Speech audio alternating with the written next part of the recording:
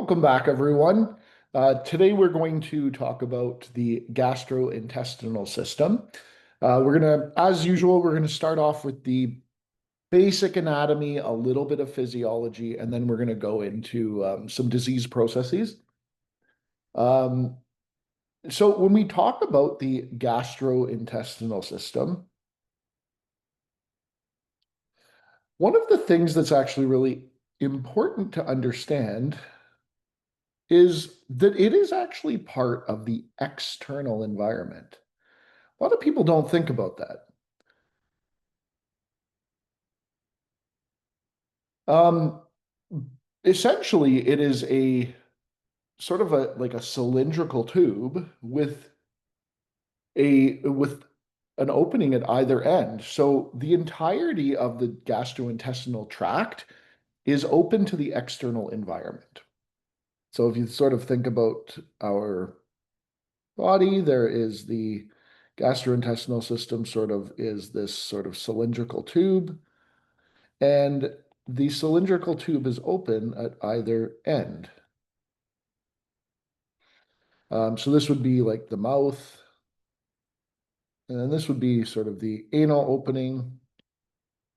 And everything on the inside would be the lumen, the inside of the gastrointestinal tract, or quote, inside of the gastrointestinal tract. But really, it's part of the outside of the body. When we talk about the gastrointestinal system, we actually really need to think about the four major processes that have to be coordinated in order to properly um, um, have the GI functions occur in a way that is beneficial to us. Because if you think about it, when you think of the gastrointestinal system, the first thing that's thought about is digestion. Well, a lot of the chemicals that we're digesting is also part of our own cells. We're digesting proteins, carbohydrates. We're digesting lipids. Well, our cells are made up of the same thing. So, in order to properly go through the process of getting nutrients into our body, breaking them down in a form that can be absorbed, we have to make sure that we don't also digest ourselves. So the four processes that have to be coordinated is the process of bringing in nutrients to our body. So we ingest nutrients and fluids. And these are going to be essential for all of our body processes, all of our metabolism, to maintain blood pressure. So these things are essential body processes. So we are going to have to coordinate the process of digestion. When we talk about digestion, it could be separated into two forms. There is physical digestion. This is sort of mechanically breaking down foodstuff into smaller pieces. This occurs in the mouth and the stomach. There's also chemical digestion. Chemical digestion occurs in many places within our GI tract, but essentially it requires enzymes to break molecules down into manageable pieces that we can eventually absorb into our body. So it uses enzymes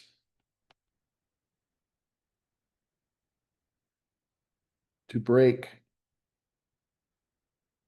down molecules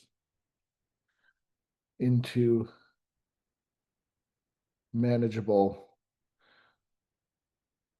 pieces, I guess. In order to actually do that digestion, that chemical digestion, there also has to be the process of secretion. So the cells of our GI tract are going to be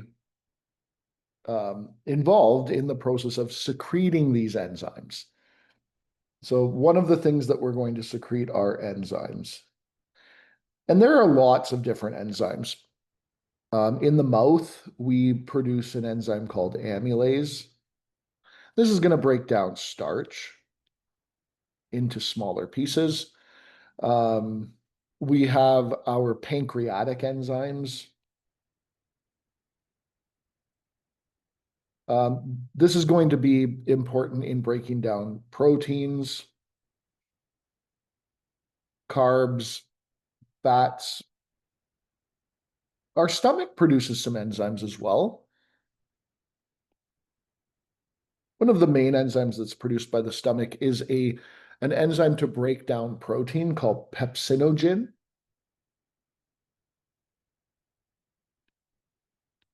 For proteins, protein digestion. Um, our stomach also secretes other things. It secretes hydrochloric acid to help make sure that not only our stomach is an environment where anything that could possibly invade us gets killed, it is also important in reducing the pH so that the enzymes can work optimally in the stomach. Um, One of the things about enzymes is that a lot of them are produced in inactive form. So whenever you see an enzyme name,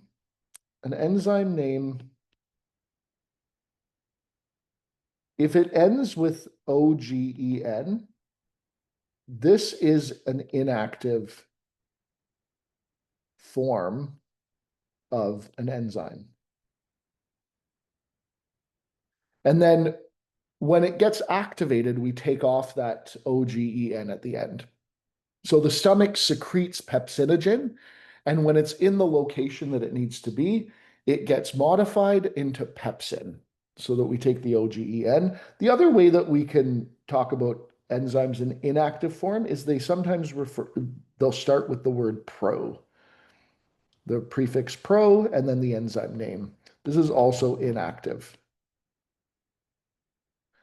Once an enzyme is activated, it will then be modified and we'll just take off the prefix pro. So procarboxypeptidase would be the inactive form of carboxypeptidase. We have other secretions as well. One of the really important secretions within our GI tract is the production of mucus. Mucus makes sure that it protects our lining cells against the really harsh digestive enzymes that we're going to be making. So if you think about our stomach produces pepsinogen, which breaks down protein. We don't want that pepsin, when it is active, to be in contact with the proteins that are part of our cells of our stomach. So what the stomach does is it releases a really thick layer of mucus to protect our own cells. We release that pepsinogen on top of the mucus so that when it becomes active, it never comes into contact with our own cells. That mucus also protects our lining cells of our stomach against hydrochloric acid. So this is a protective function primarily. It also allows for lubrication of a bolus of food within our mouth so that it makes a smooth bolus of food that is easily swallowed. Lubrication, um, protective function. So I'm going to say, for example, in the stomach, we have mucus in other places as well. And for lubrication in our mouth.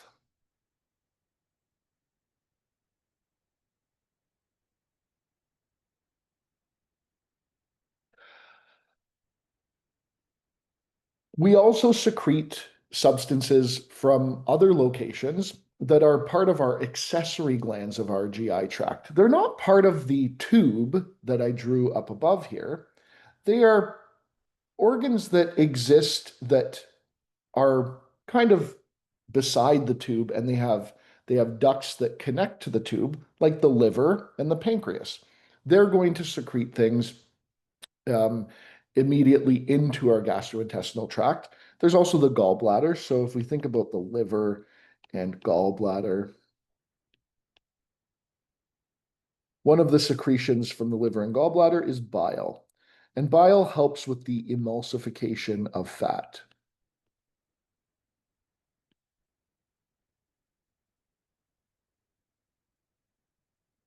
After we've digested the stuff that we've ingested, and we by secreting those enzymes, we now have to have a way to get the nutrients into our bloodstream and distributed to the rest of our body cells and tissues that require the nutrients. So there has to be an ability to absorb. This occurs mainly in the small intestine. This would be essentially most of our nutrients, macronutrients, vitamins. There's also the large intestine that has an absorptive function. One of the problems with the secretions of the GI tract, there are a ton of secretions, liters of secretions every single day. If we didn't absorb that water back into our bloodstream, we would get dehydrated very quickly. And the large intestine plays a big role in absorbing the water that we ingest as well as the water that we have secreted. So it absorbs water and it also absorbs electrolytes. When we talk about electrolytes within the gastrointestinal tract within human physiology, we're referring to charged ions, or ions that are going to play a role in our physiologic functions. So there actually are two classes of electrolytes. When we talk about it from a medical perspective, we have basic electrolytes.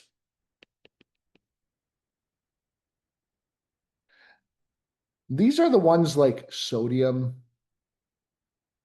potassium, and chloride. We also have extended electrolytes.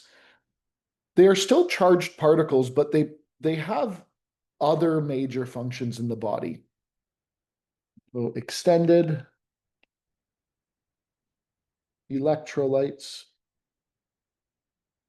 We have calcium, magnesium, and phosphate.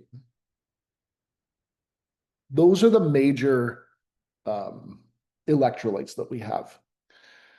After we've now ingested, digested, secreted, and absorbed everything that we possibly could, there is the process of elimination that has to happen because there are waste products that we don't want to bring back into our body. So there has to be a way to eliminate wastes. So this would be our wastes or things that can't be absorbed.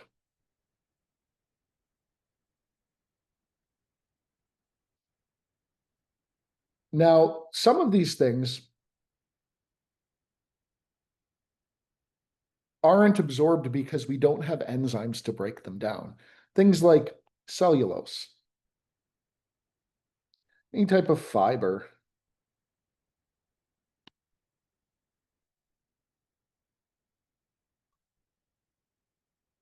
In order to coordinate all of these processes of ingestion, digestion, secretion, absorption, elimination, there has to be a way to move things through the gastrointestinal tract. So there's also motility that has to be coordinated, and this is the movement through the GI tract. The way that we do this is the main way that we do this. It's not the only way. But the main way is through peristalsis.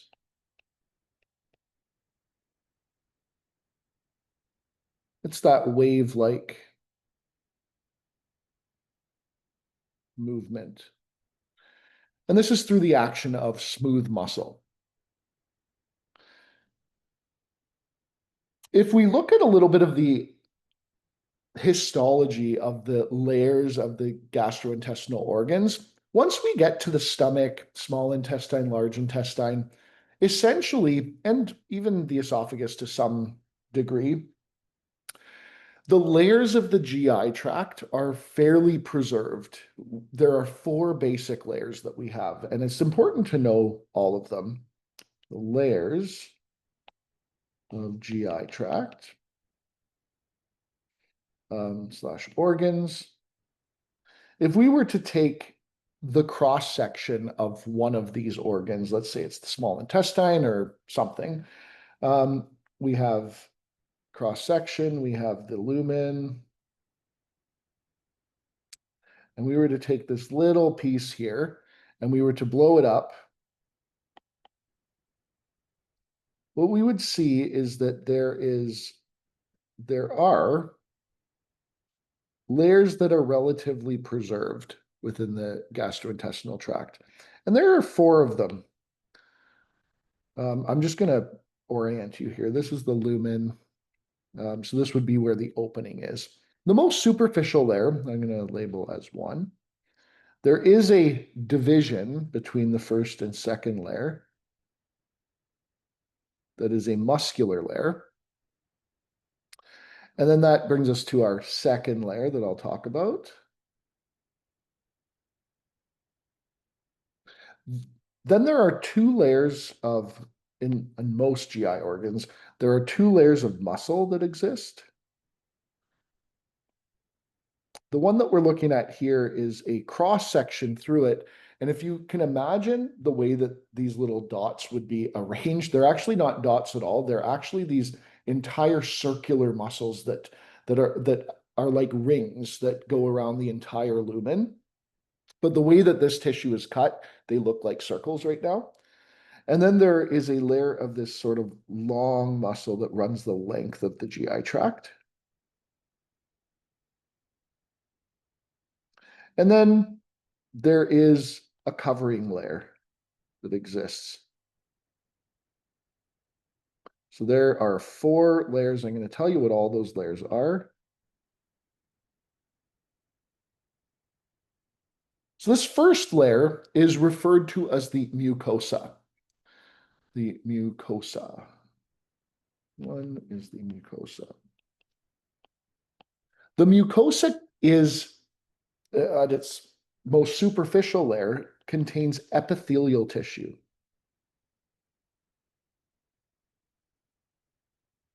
These are going to be cells that are lining the entire surface of the lumen.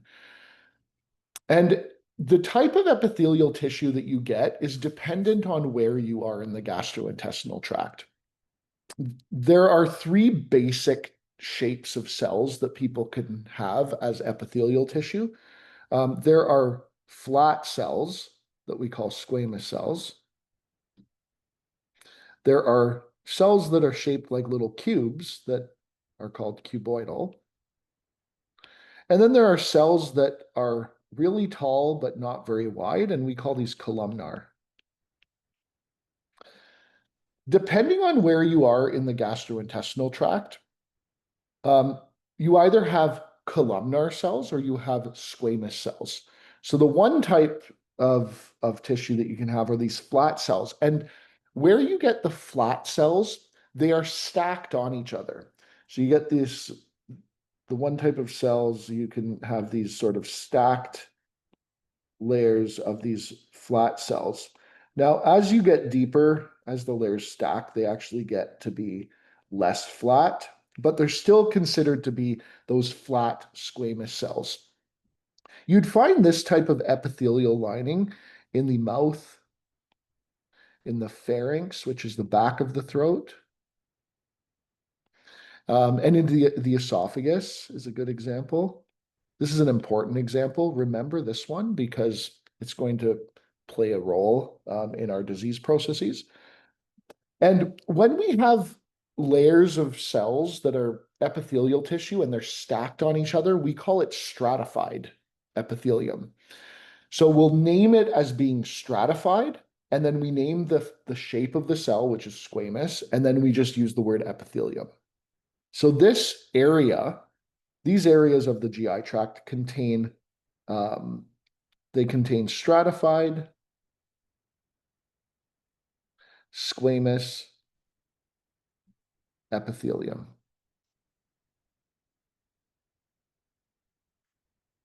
There's an important characterization of this stratified squamous epithelium.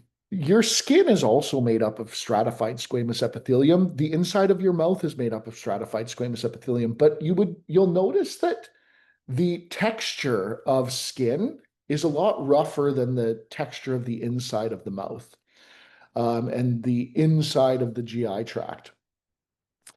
The reason for that is for the skin being rougher is that the skin actually produces a protein that is called keratin that acts as a very protective layer, a waterproofing layer. Um, and the inside of the mouth doesn't produce that. So when we talk about stratified squamous epithelium, we will generally define it as either having keratin or no keratin. So we would call the type that is within the mouth, the pharynx, and the esophagus. It doesn't have keratin, so we would call it non-keratinized.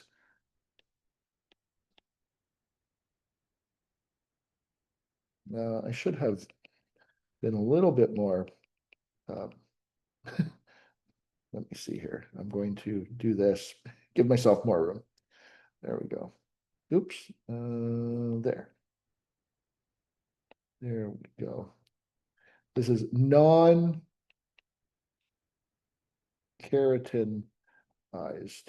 stratified squamous epithelium. If we look at the stomach, the lining cells of the stomach, the small intestine, the large intestine, they're made up of a different type of epithelial tissue. And the type of epithelial tissue that we get in the stomach, the small intestine, and the large intestine are these long columnar type cells. There's only a single layer of them.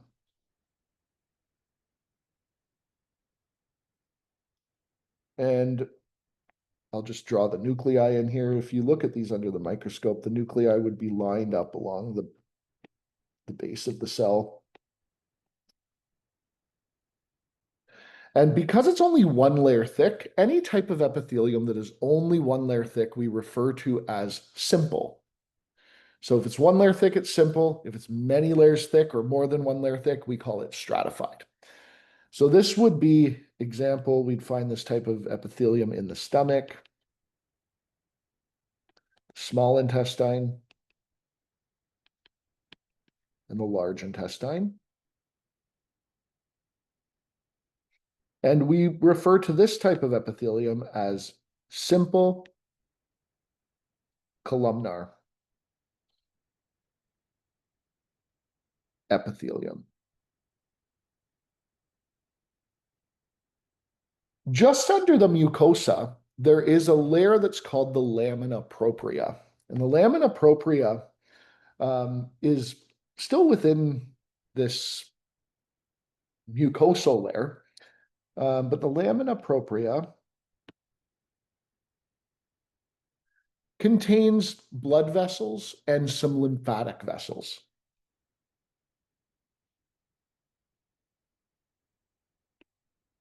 It also contains some connective tissue to increase the integrity of the tissue.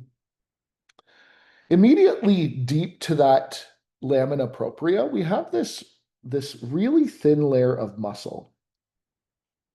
And this thin layer of muscle is called the muscularis mucosa. It's a layer of smooth muscle, and it is the dividing feature of between the mucosa and the next layer deep called the submucosa. So this little asterisk here is the muscularis mucosa. And this is the histologic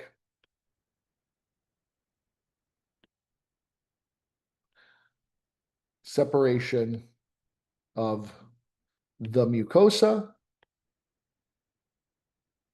and the submucosa.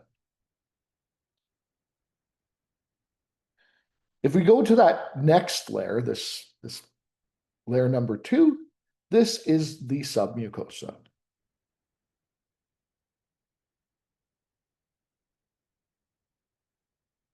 This also contains blood vessels and lymphatic vessels.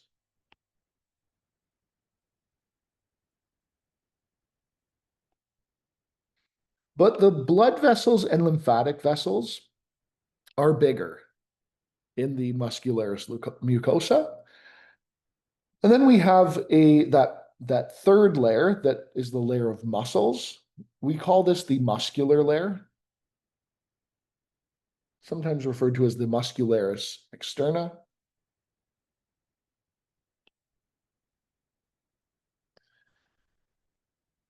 And in a lot of regions of the gastrointestinal tract, there are two layers of muscle. There's that layer of muscle that makes these rings around the lumen. We call these the circular muscles.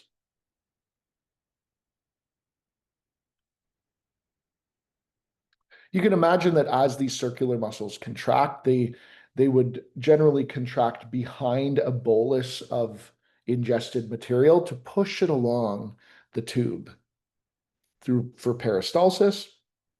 And then we also have those longitudinal muscles, these ones that run the entire length. So they're called the longitudinal.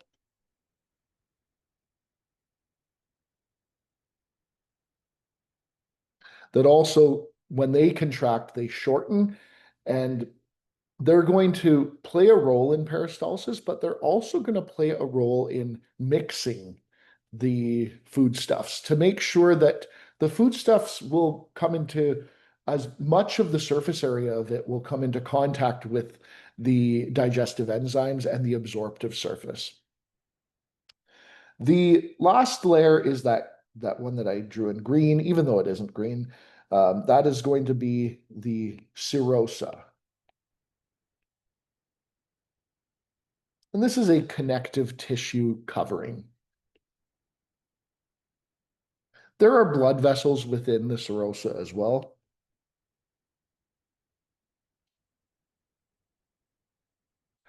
The serosa, if you ever have had access to an anatomy lab before and you've seen donors and you've seen the abdominal organs within a donor, what you're looking at when you actually see the small intestine, the large intestine, you're looking at the serosa. It is the layer that is the protective connective tissue covering.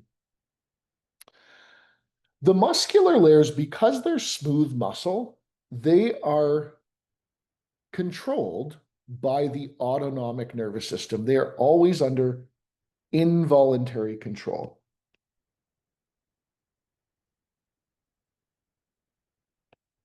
So controlled by autonomic.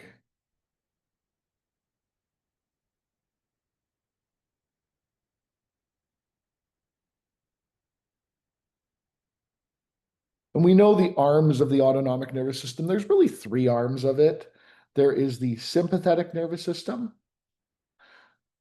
When the sympathetic nervous system is active, in general, we're going to have a reduced contraction of the muscular layers within the GI tract. The parasympathetic nervous system, when it's active, it's going to increase the contraction of the gastrointestinal tract. And then there's this third layer that is the enteric nervous system. And it has significant interplay between that and the parasympathetic nervous system. It'll be controlled by the parasympathetic nervous system. It'll also control some of the actions of the parasympathetic nervous system. Essentially, the enteric nervous system can cause contraction of the GI muscles on its own. It actually doesn't need any input from the brain. So I'm going to talk a little bit about some of the major organs of the GI tract and just what they're comprised of and what their main functions are. The first one that I'm actually going to talk about that is going to be important for our purposes is the esophagus. The esophagus is a tube for a bolus of food to travel to the stomach.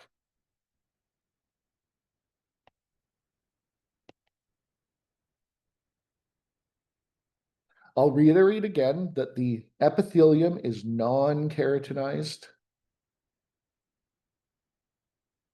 stratified, squamous epithelium.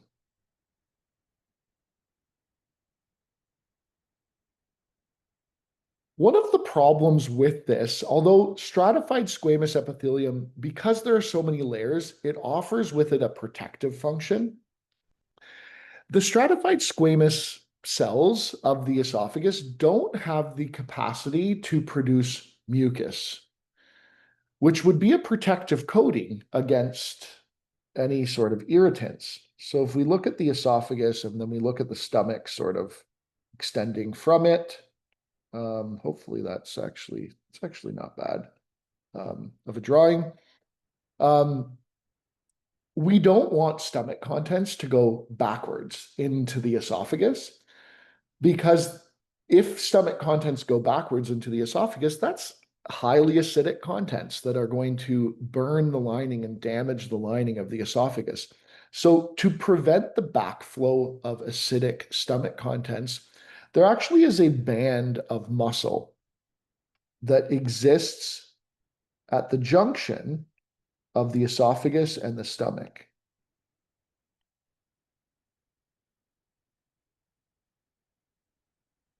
And this band of muscle is referred to as the lower esophageal sphincter.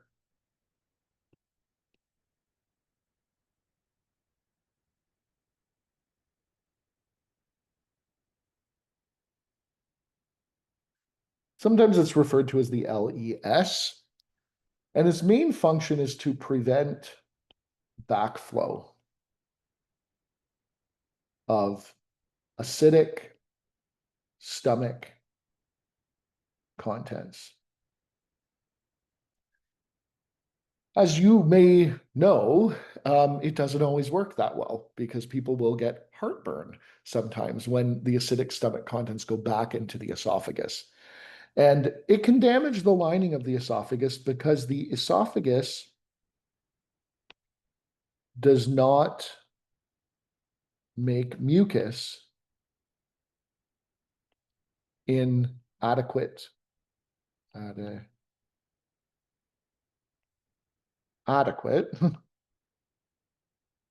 quantities to protect. This becomes very important when we talk about the disease of the GI tract. The next important organ to discuss is the stomach. There's a lot going on in the stomach, and there's a lot that I do want you to know about the stomach. The stomach is, if you actually look at the epithelial lining, it is comprised of simple columnar epithelium.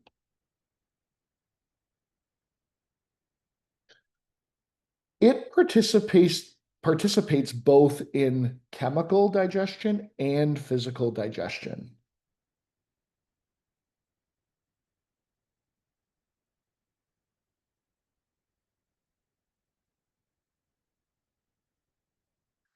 It actually contains, if you look at that muscular layer where we talked about the circular muscles and longitudinal muscles, the stomach contains a third layer of muscles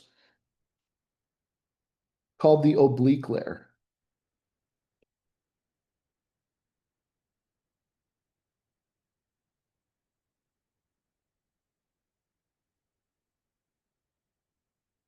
And this allows for the churning of the stomach contents and helps the stomach participate in physical digestion. This is the oblique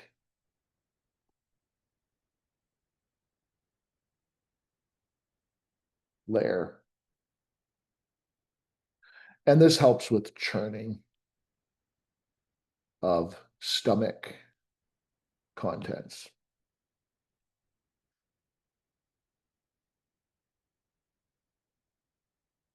The next little piece is going to feel like a lot of minutia, but it actually isn't.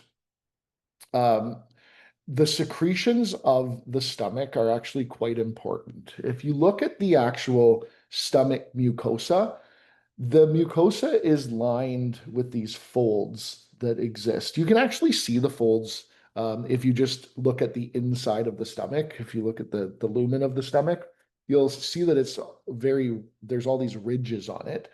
And the actual mucosal cells go into these little sort of valleys and these little pits that, like if this is the lumen, there'll be these little valleys that where the cells will exist. So there'll be, I don't know how to actually draw this. We're going to line cells. Now, these aren't villi. These are not the villi of the small intestine, but the individual cells are all lining these crypts or these gastric glands, we call them.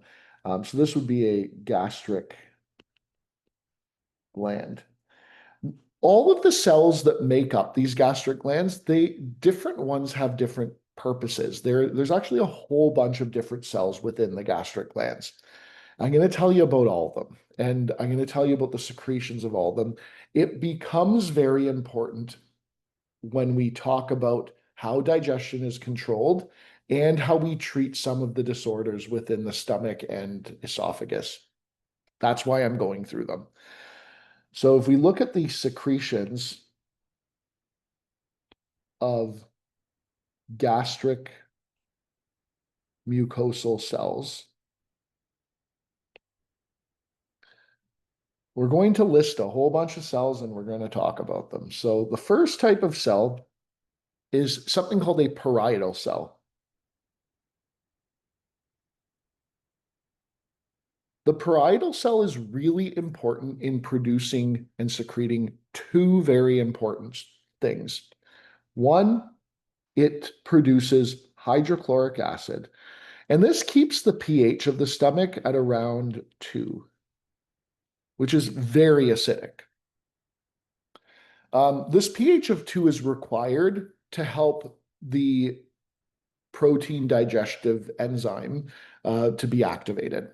It also protects against foreign invaders because a pH of 2 is going to kill most things. It also produces a substance called intrinsic factor. And intrinsic factor is really important in vitamin B12 absorption.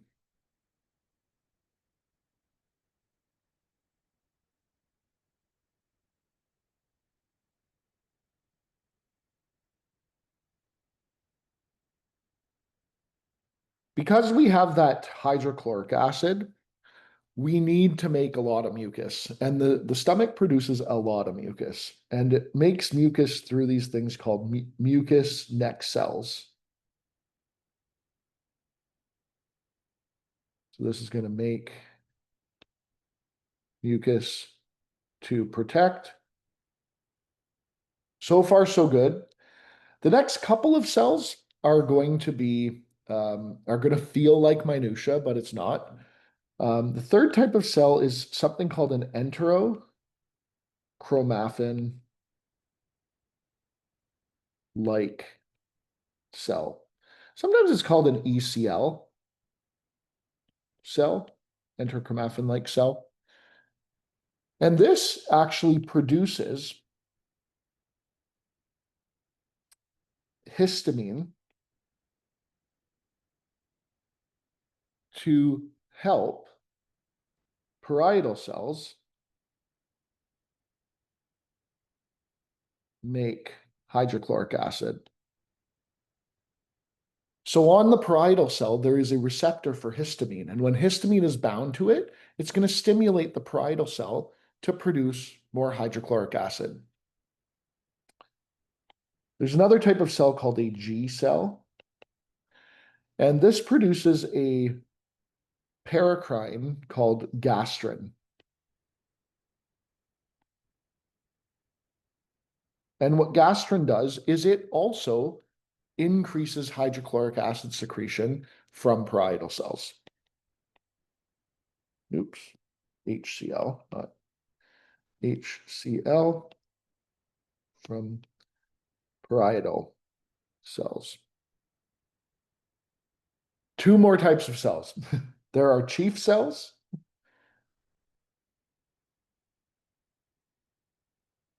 These chief cells are going to release pepsinogen. Specifically, they release the inactive form, and it will be activated by the low pH, those lots of those hydrogen ions in the stomach when it's secreted. And this is an enzyme that breaks down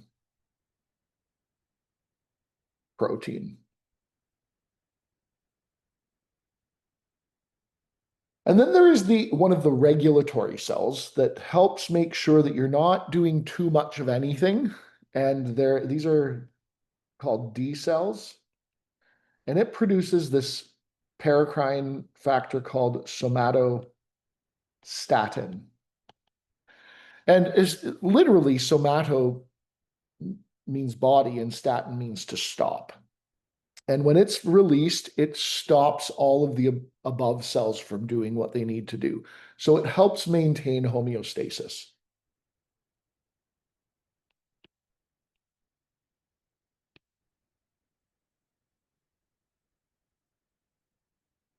To maintain homeostasis. So it makes sure that the stomach isn't producing too much acid. It's making sure that there's not too much histamine made, not too much gastrin made. Now, once you actually have, after everything has gone through the stomach, it has gone through the physical digestion in the stomach, the chemical digestion in the stomach. What you're actually going to get is this liquid of digested material and secretions within the stomach. And this is called chyme. This is a liquid digested material. And I guess it's partially digested. The small intestine is going to do a couple of really important things. Once the chyme leaves the stomach, it goes into the small intestine.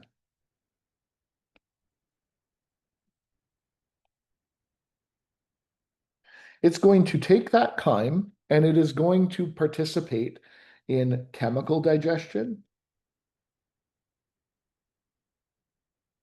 and absorption of the nutrients.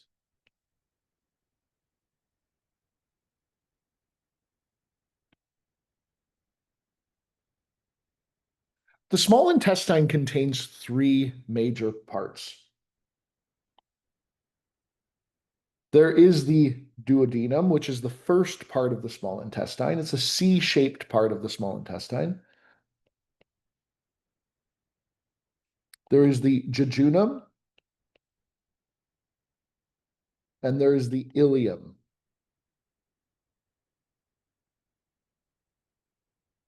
And essentially, this chyme is going to be exposed to digestive enzymes on the surface of the small intestinal cells.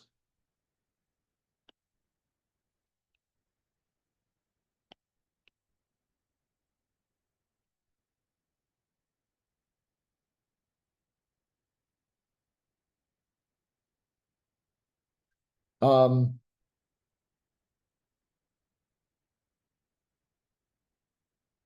Now, some of those enzymes were released by the small intestine themselves, and some of those enzymes actually come from the pancreas. The pancreas is going to release them into the small intestine.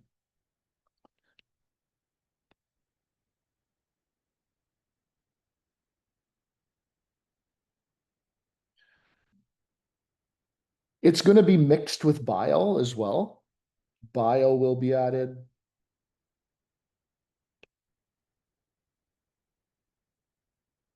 And that's going to help emulsify any of the fats that are within that chyme to essentially break them down into smaller pieces so that there's more surface area exposed. And these enzymes are going to break down carbohydrates, protein, and fats into small pieces that we can absorb.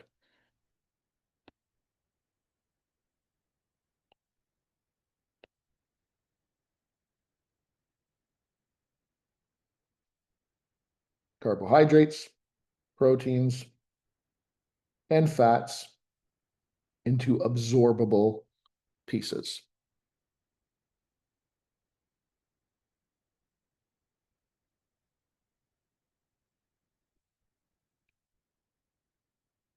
Now, you might be thinking, well, this chyme is very acidic.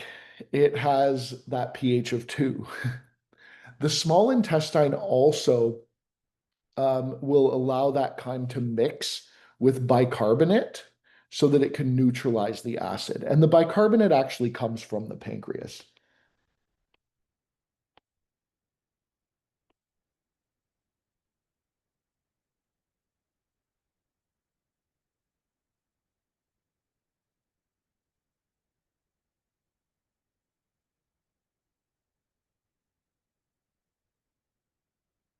All right. I'll just draw out sort of um, how this sort of looks on an anatomical scale.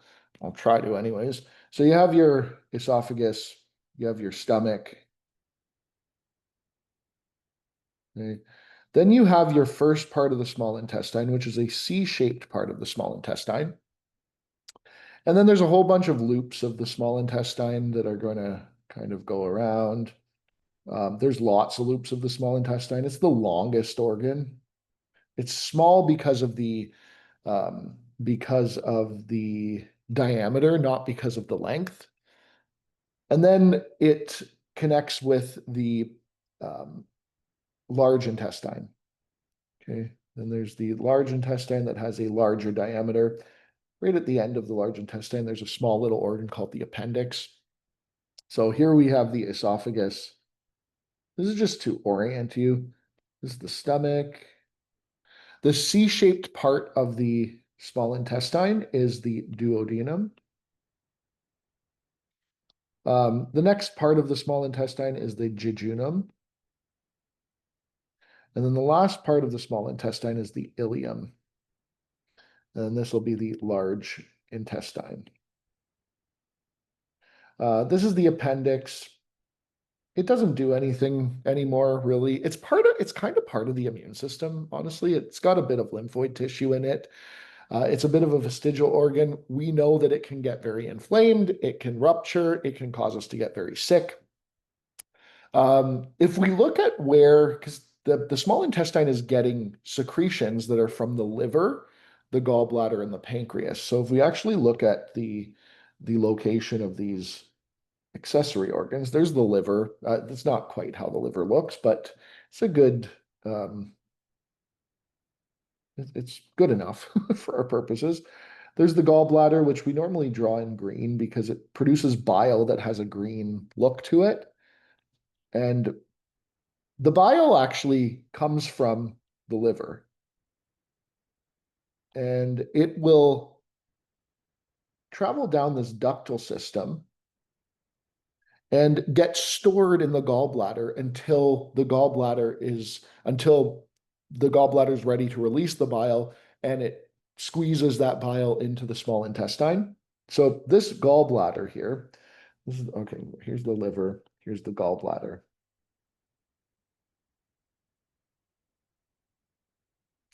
And what the gallbladder does is it stores and concentrates bile. Most times people think about the gallbladder just storing bile, but it also concentrates it. It concentrates it 10 times what it was when it came from the liver. This is really important because that means that bile that has been stored in the gallbladder has 10 times the potency of bile that has come from the liver directly. It can emulsify fats better. People who have had their gallbladder removed, they can still live a relatively normal life. However, because they don't have that concentrating ability of bile, people who have had their gallbladder out tend not to be able to manage um, rich foods that are high in fat, or at least large quantities of them. Let me just do this. So this actually comes to a ductal system that eventually connects at the small intestine, and all of this bile is released into the small intestine at the level of the duodenum. The pancreas is also present, and it kind of hides behind the stomach, and the head of the pancreas kind of fits within that little C-shaped curve of the duodenum. This is the pancreas. And within the pancreas, there is a duct that all of the bicarbonate that's being produced and those digestive enzymes that are being produced, they all drain into the small intestine at the level of the duodenum. That bile and that pancreatic duct, they join the small intestine at the same spot. And they empty their contents into the same spot. So the pancreas, as we know, it's going to produce digestive enzymes, and it's going to produce bicarbonate to neutralize the contents from the stomach. So as the contents from the stomach go into the duodenum, there's that bicarbonate from the pancreas that's going to neutralize it. If we think about the next part of the small intestine, the jejunum, this is where most absorption of vitamins and nutrients happen. Most absorption happens here for nutrients, vitamins, carbohydrates, proteins, fats. It all happens in the jejunum. The ileum also does, ileum, not ileus. The ileum also does absorption.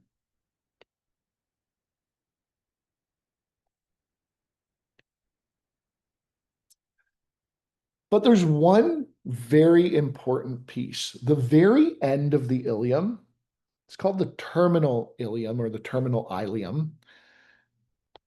Terminal region is the only place in the body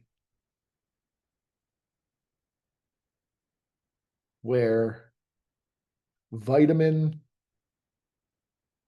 B12 can be absorbed.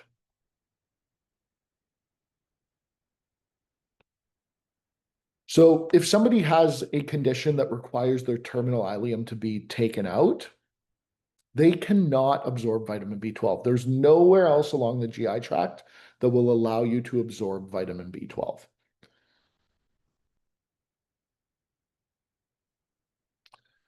The large intestine, this is for water and ion absorption. It also contains a really important microbiota.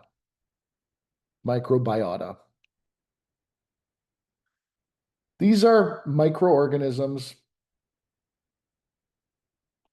that play a really important role in health and disease.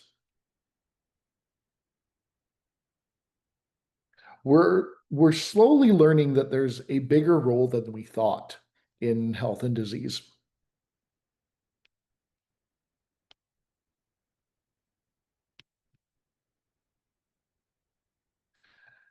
These microorganisms make two vitamins for us that we can use. They make vitamin K, and they also make a B vitamin called biotin. Anything that doesn't get absorbed in the large intestine will be eliminated as waste. So the rectum, anus, for waste elimination. That is an overview of the organs of the GI tract. There are a lot of mini processes that are happening that are really important to understand. Um, if you're like for different disease processes, but for our purposes, this is the sort of anatomy that's really important. I'm going to go through one concept of physiology that becomes extremely important. And it's extremely important for when we talk about the treatment of reflux, gastroesophageal reflux disease, or heartburn. And the concept that I need to talk about is how do we control digestion? How do we control the secretions within our stomach? And the control of digestion happens in phases. There are different times that we are going to secrete different substances in various parts of our GI tract. The only phase that we're going to talk about is something called the cephalic phase of digestion. This is even before you've had a meal. This is from an anticipated meal. It is called cephalic phase.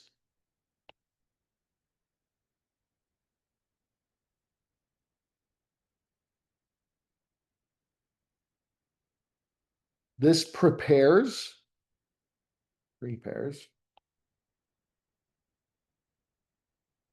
our GI tract for an anticipated meal.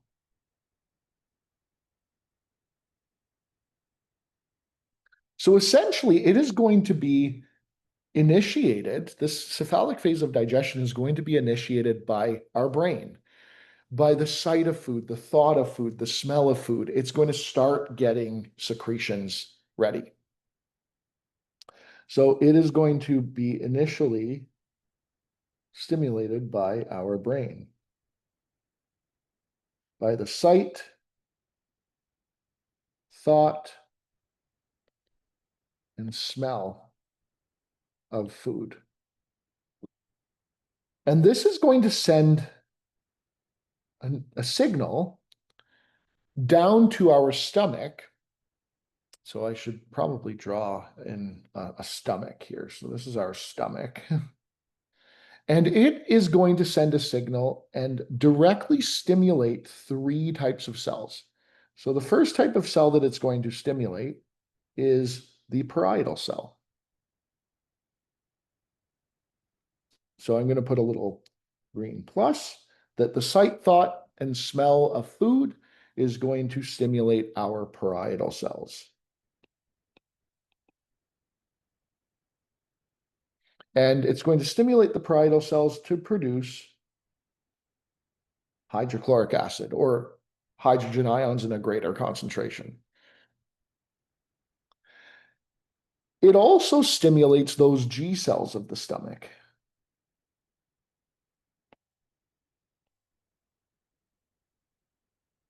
And the G cells are going to be stimulated. If you remember what they make, they produce gastrin. And if you remember the function of gastrin, well, gastrin is going to stimulate the parietal cells to further produce hydrochloric acid. It's preparing the stomach. It's producing all this hydrochloric acid. The third type of cell that it's going to stimulate, oh, I should put this in black here, enterochromaffin-like cells. And this is going to stimulate them to produce histamine.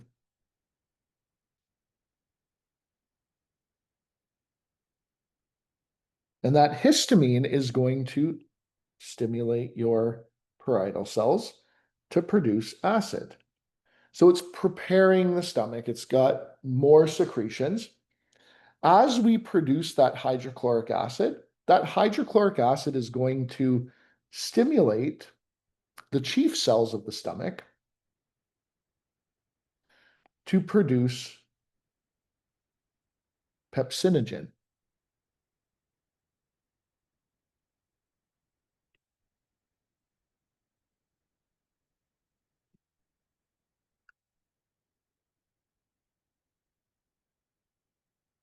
that pepsinogen is going to be activated to pepsin by those hydrogen ions that are in your stomach. So it's going to allow for the conversion of pepsinogen to pepsin. So you have your hydrochloric acid that has been secreted. You now have pepsin. The stomach is ready for a meal. The last little piece here that is really important is that you don't want to make too much acid. So the presence of this high concentration of hydrogen ions is going to stimulate the D cells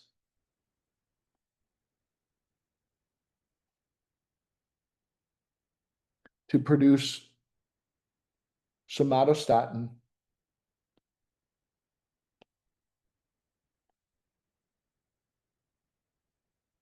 and that somatostatin is going to inhibit the secretion of everything within the stomach. So you're only going to produce the amount that you need.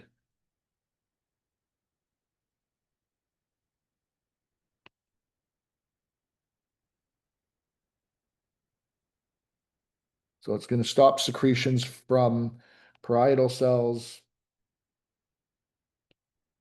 G cells, enterochromaffin-like cells, and chief cells. So you don't produce too much.